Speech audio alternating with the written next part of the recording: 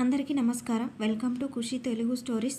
ఇంకా మన ఛానల్ని సబ్స్క్రైబ్ చేసుకోకుంటే ప్లీజ్ సబ్స్క్రైబ్ చేసుకోండి. ఇక నిన్నటి స్టోరీ అయితే కంటిన్యూ చేద్దాం. మూసిగా నవ్వుకుంటూ అవును మా ఆయన అనుకుంటూ బెడ్రూమ్కి వెళ్ళింది సిరి గౌతమ్ని చూస్తూ. నేను చెప్పానా మీకు ఈ కలర్ బాగుంటుందని అంది చిరునవ్వుతో. అవును మేడం, మీ సెలెక్షన్ బాగుంది అన్నాడు మెచ్చుకోలుగా. ఇదిగోండి కాఫీ కప్ చేతికిస్తూ. సూపర్ కాఫీ అమ్మేనా ఇవాళ పెట్టింది? కాదు నేను. ఓ రియల్లీ చాలా బాగుంది. అవును షర్ట్ సెలెక్షన్ మీదేనా? ఎప్పుడు కొన్నారు ఈ షర్టు? ఇంకా టాగ్ కూడా తీయలేదు. ఇదా 1 ఇయర్ అయింది, అయినా నేను కొనలేదు. మరి ఎవరో గిఫ్ట్ చేశారు. ఎవరు? మా మేనత్త కూతురు రాధ ఇచ్చింది. అత్త కూతురా? వాళ్ళు అమలాపురంలో ఉంటారు. మన పెళ్ళికి వచ్చారా? లేదు రాలేదు. ఎందుకు? మేనత్త కదా, అయినా రాకపోవడం ఏంటి? అప్పుడే ఇన్ని డౌట్స్ ఏంటి నీకు అన్నాడు నవ్వుతూ. ఊరికే అడిగాను, ఇష్టమైతేనే చెప్పండిలే అంది కొంచెం పెట్టుగా. ఇందులో ఇష్టమేముంది? ఎప్పటికైనా నీకు తెలియాల్సిందేగా. ఏం తెలియాలి? అది కొంచెం ఆత్రంగా. అదే మా మేనత్త వాళ్ళు పెళ్ళికి ఎందుకు రాలేదో చెప్తాను. చెప్పండి అయితే వింటాను. మా అత్తయ్యకి మామయ్యకి వాళ్ళ కూతుర్ని నాకిచ్చి చేద్దామని రాధ కూడా చిన్నప్పటి నుంచి బావా బావా అంటూ నా చుట్టూనే తిరిగేది. ఇద్దరం కలిసి పెరిగాం. కానీ తర్వాత జరిగిన కొన్ని సంఘటనల వల్ల మా నాన్నగారు పెళ్ళికి ఇష్టం లేదు అన్నారు. అందుకనే ఆ కోపంతోనే వాళ్ళు రాలేదు. ఏంటి ఈయనకో అత్త కూతురుందా? చిన్నప్పటి నుండి పెళ్ళి అనుకొని కాదనుకున్నారా? అంటే మా ఆయనకో తూనీగా లవ్ స్టోరీ ఉందా? నిన్నేగా మా ఆయన బంగారం అనుకున్నా. అప్పుడే ఇంకో ట్విస్ట్. నాకు దొంగమొహం ఈ లవ్ స్టోరీ దాచిపెట్టి నన్ను చేసుకున్నాడా వీణ్ణి అంటూ ఏవేవో ఆలోచిస్తుంది సిరి. అంతలోనే సిరి, కంట్రోల్ యువర్ సెల్ఫ్, మళ్ళీ ఆవేశపడుతున్నావు. పెళ్లి చేద్దాం అనుకున్నారు, కానీ తను చేసుకోవాలనుకున్నాడా? ముందు అది కనుక్కో అని గీతోపదేశం చేసింది అంతరాత్మ. నిజమే కదా, ఆ రాధని మా ఆయన ఇష్టపడ్డాడో లేదో కనుక్కోవాలి. అప్పుడే యాక్షన్ తీసుకోగలను అనుకుంటూ. అది మరి మీరు ఏంటి? నేను అదే మీరు మీ మర్దల్ని పెళ్లి చేసుకోవాలనుకున్నారా అడిగింది. కొంచెం అనుమానం, కొంచెం భయం నిండిన గొంతుతో. ఓ ఆ విషయమా? అయినా జరిగిపోయినవన్నీ ఇంకెందుకు ఇప్పుడు? పర్వాలేదు చెప్పండి. సరే చెప్తా అని చెప్పేలోపే గౌతమ్ ఫ్రెండ్ రవి వచ్చాడు. హాల్లోకి రా అంటూ సుగుణ పిలిచింది. వస్తున్నానమ్మా అంటూ వెళ్ళిపోయాడు. సమాధానం చెప్పకుండానే వెళ్ళిపోయాడు. ఒక్క ముక్కలో చెప్పి వెళ్ళొచ్చుగా, వాళ్ళనే చెప్పలేదా? మళ్ళీ ఇంకో అనుమానం. హలో రా రవి, చాలా థ్యాంక్స్ రా, రమ్మనగానే వచ్చి చాలా హెల్ప్ చేశారు మీరిద్దరు. ఏది మా చెల్లి రాలేదా? కాలేజ్లో మన నాటకాల అనుభవం ఇలా ఉపయోగపడింది లేరా అన్నాడు రవి నవ్వుతూ. హలో ఇన్స్పెక్టర్, మీరేంటి ఇక్కడ? మా కేసు చాలా బాగా డీల్ చేశారు సార్. మా ఫ్రెండ్స్ రేఖకి కూడా ఇదే ప్రాబ్లం. డౌరీ మీరే సాల్వ్ చేయాలి సార్. కాకపోతే అపోనెంట్ మినిస్టర్, కానీ స్ట్రిక్ట్ పోలీస్ ఆఫీసర్ కదా, మీరే ఎలా అయినా హెల్ప్ చేయాలి ప్లీజ్ అంటూ ఊపిరాడనివ్వకుండా నాన్ స్టాప్గా మాట్లాడుతుంది సిరి. ఏంటి మినిస్టరా అన్నాడు కంగారుగా. అవును సార్, మినిస్టర్ గారి కోడలు. ఇప్పుడే నా ఫ్రెండ్కి ఫోన్ చేస్తా అంటూ ఫోన్ తీసుకొని డయల్ చేస్తుంది. అమ్మ చెల్లమ్మ, వద్దమ్మా, ఇప్పటిదాకా మీ ఆయన నాతో ఆడుకున్నాడు, ఇప్పుడు నువ్వు మొదలెట్టావా తల్లి? ఎక్కడ నిజం పోలీసులు వస్తారో నా మక్కెలు ఇరగొడతారో అని హడలి చచ్చా. ఇప్పుడు నువ్వు ఏకంగా మినిస్టర్తోనే ఎసరెట్టావా? నీకన్నా మీ ఆయనే నయంగా. ఒరేయ్ నేను వెళ్తున్నారా, ఇక్కడే ఉంటే మీ మొగుడు పెళ్ళాలిద్దరూ నాతో దొంగ పోలీసులాట ఆడిస్తారు, బాయ్ అంటూ అడావిడిగా సోఫాల నుంచి లేచాడు రవి. రేయ్ కంగారు ఆగరా, సిరికి మన నాటకం తెలుసులేరా అంటూ నవ్వుతున్నాడు గౌతమ్. అయ్యో అన్నయ్య ఆగండి, ఊరికే జోక్ చేశా అంటూ నవ్వుతుంది సిరి. జోకా? సరిపోయారు ఇద్దరు. జతకు తగ్గ బొంత. ఇంక వెళ్తాను బాబు, ఇక్కడే ఉంటే నాకు లేని బీపీ కూడా వచ్చేలా ఉంది. అయ్యో కాఫీ అయినా తాగండి అన్నయ్య. లేదమ్మా, ఆల్రెడీ మీ వదిన నా కోసం కాఫీ షాప్ దగ్గర వెయిట్ చేస్తుంది. మళ్ళీ లేట్ అయితే నాకు F2 సినిమా చూపిస్తుంది. బాయ్ రా. బాయ్ చెల్లెమ్మ అంటూ వెళ్ళిపోయాడు రవి. ఓకేరా బాయ్ అన్నాడు గౌతమ్. ఏంటి వాణ్ణి అంతలా కంగారు పెట్టావు అన్నాడు గౌతమ్ సిరితో. మీరిద్దరూ ఏం చేశారు? ఎంత పెద్ద నాటకం ఆడారు? అందుకే అంది చిలిపిగా నవ్వుతూ. సిరిలో ఈ చిలిపితనం గౌతమ్కి కొత్తగా అనిపించింది. మరి ఇందాక బెడ్రూమ్లో ఏదో చెప్తూ ఆపేశారు. ఏం చెప్పబోయా? ఓహో అదా, ఆ విషయమే చెప్పండి. కాఫీలో షుగర్ కొంచెం తక్కువైంది, రేపు కొంచెం ఎక్కువ కలుపు. అయ్యో రామ, అది కాదు మరి. ఓ రాధ గురించా?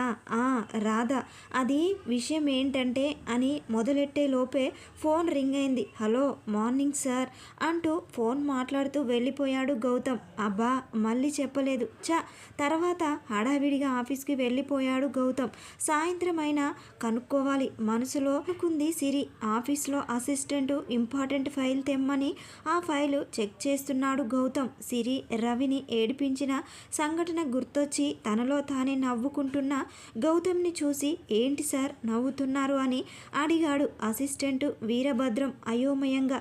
ఏం లేదులే, ఇక మీరు వెళ్ళండి, అవసరమైతే పిలుస్తాను. ఓకే సార్ అని వెళ్ళిపోయాడు వీరభద్రం. గౌతమ్ ఆలోచనలో పడ్డాడు.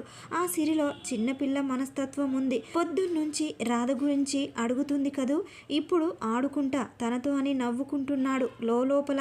ఓ 2 రోజుల వరకు సిరి ఎన్నిసార్లు అడిగినా మాట దాటేస్తున్నాడు గౌతమ్. పోని గట్టిగా అడుగుదామంటే ఏమన్నా అనుకుంటాడేమో అని భయపడి ఆగుతుంది సిరి. అలా మాట దాటేస్తుంటే తనలో అనుమానం ఇంకా పెరుగుతుంది. ఏంటినా ఎన్నిసార్లు అడిగినా ఏదోలా మాట దాటేస్తున్నారు, ఇవాళ ఎలాగైనా అటో ఇటో తేల్చుకోవాలి అని నిశ్చయించుకుంది. టీవీలో ఉయ్యాల జంపాల మూవీ వస్తుంది. కాఫీ సిప్ చేస్తూ సిరి పక్కన వచ్చి కూర్చున్నాడు గౌతమ్. సిరి, ఈ మూవీ చూసావా? చూసా, బాగుంటుంది కదా. బావమర్దల మధ్య జరిగే చిన్న చిన్న గొడవలు. మీరు మీ మరదలు కూడా ఇలాగే ఉండేవారా?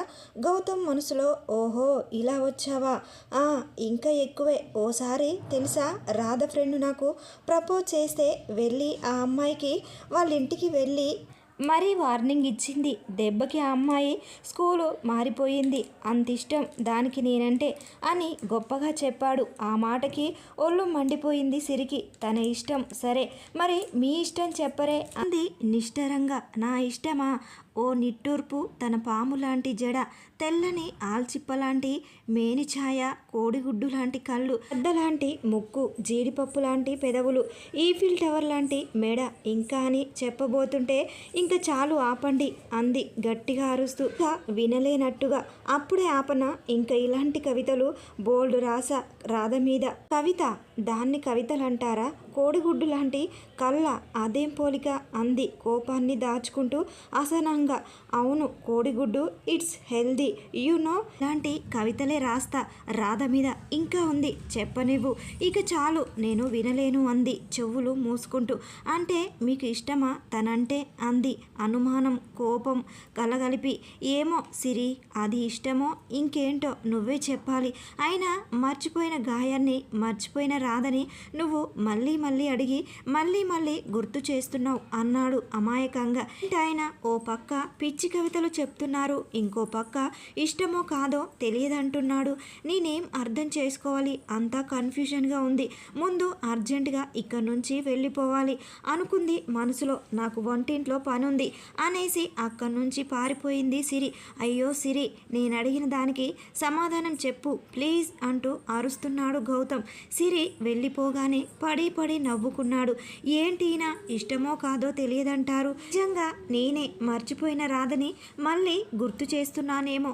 అమ్మో వద్దు, ఆ రాధ వద్దు, ఈ బాధ వద్దు. గతం గత అయిపోయింది, వదిలేసి నేను మా ఆయనకి దగ్గరైపోవాలి. లేకపోతే గుడ్డు కోడిక అంటూ పిచ్చి కవితలు రాస్తూ మళ్ళీ ఆ రాధ దగ్గరికి వెళ్ళిపోతాడు. మిషన్ మర్తలు టెర్మినేటెడ్, ఇంకా నా మొగుడు నేను అంతే అని గట్టిగా తీర్మానించుకుంది మనసులో. గౌతమ్ను చూస్తూ ఇంకా ప్రశాంతంగా నిద్రపోయింది. తెల్లవారేసరికి ఆటం బాంబు తన కోసం రెడీగా ఉందని తెలియదు సిరికి. మళ్ళీ ఓ శుభోదయం. సిరి మనసులో ఓ వసంతోదయం. ప్రకృతిలోని అందాలు ఓ పక్క, ఆ అందాలలో విహరిస్తూ ఆకుల మాటున కులుకుతున్న ప్రేమ పావురాలు ఓ పక్క, గాలి అలలపై తేలుతూ ముద్దాడుతున్న జంట సీతాకొక చిలుకలు ఓ పక్క, వీటికి తోడు బాలబాలుని లేలేత కిరణాలు ఆమె మేనిని తాకి ఆ కిరణాల నులివెచ్చనితనం, చలి తామెరల చక్కిలింతలు ఆమెను కొత్త కోరికలతో ఉక్కిరిబిక్కిరి చేస్తున్నాయి. చిలిపి ఊహలు ఆమెని తొందర పెడుతున్నాయి. నిద్రపోతున్న గౌతమ్నే తదేకంగా చూస్తూ ఎలా తెలుపను ఎదలోని ప్రేమను, మృదువైన మాటను అనుకుంటూ మనసులో పాట పాడుతుంది. అంతలో అత్తగారి పిలుపుతో ఇంటి పనిలో పడింది. సిరి, ఇవాళ ఆదివారం కదా, ప్రతి ఆదివారం గౌతమ్కి ఒంటికి నూనె రాసి నలుగు పెడతాను. నువ్వు వచ్చావుగా, ఇక నుంచి ఆ బాధ్యత నీదే. మీ ఆయనకి నువ్వే నూనె రాసి నలుగు పెట్టు అంటూ నూనె గిన్నె చేతికి ఇచ్చింది. ఏంటి నేనా అంది కొంచెం ఇబ్బందిగా. నువ్వే. మీ ఆయనకి నువ్వు కాక ఇంకెవరు రాస్తారు? వెళ్ళు వెళ్ళు, లేట్ అవుతుంది అంటూ తొందర చేసింది సుగుణ. ఇక తప్పేది లేనని నూనె గిన్నె తీసుకొని బెడ్రూమ్లోకి వెళ్ళింది. సిరి వెళ్ళేసరికి గౌతమ్ బాల్కనీలో కసరత్తులు చేస్తున్నాడు. అతని కండలు తిరిగిన దేహాన్ని చూసి దగ్గరే ఆగిపోయింది. చదువుకునే రోజుల్లో చూసిన జోధా అక్బర్ మూవీ గుర్తొచ్చింది. కండలు పెంచిన థిక్ని కటన్ చాటు నుంచి చూసి ఆశ్చర్య ప్లాంట్ అవుతుంది. ఇప్పుడు తనది అదే పరిస్థితి.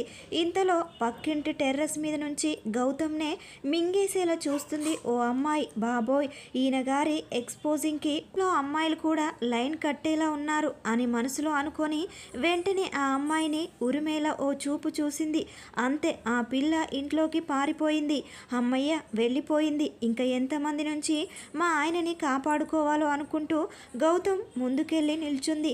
ఏంటి నూనె తెచ్చావు అంటూ షప్ ఆపి లేచి ఆయాసపడుతూ అడిగాడు. అదేంటి, మీకు ప్రతి ఆదివారం నూనె రాయించుకొని అలవాటంట కదా, ఇంకా ఆ డ్యూటీ నన్ను చేయమన్నారు అత్తయ్య గారు.